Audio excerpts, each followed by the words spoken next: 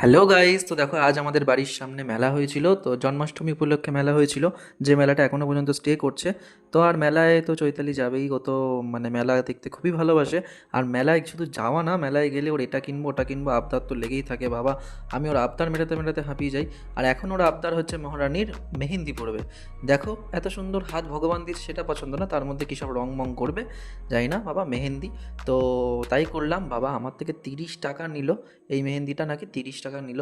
তো একটু স্ক্যাম হয়ে গেছিলো।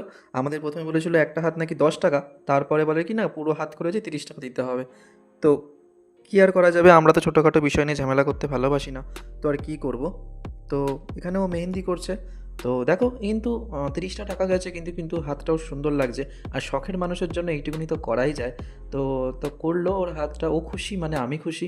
তো ওর মুখের হাসি দেখেই আমার খুশি হয়ে যায়। তো দেখো ও তো খুবই খুশি। আর মেহেন্দিটা ওর হাতে কেমন লাগছে তোমরা কমেন্টে অবশ্যই জানিও। তো চলো, দেখা হবে নেক্সট পরবর্তী শর্টসে।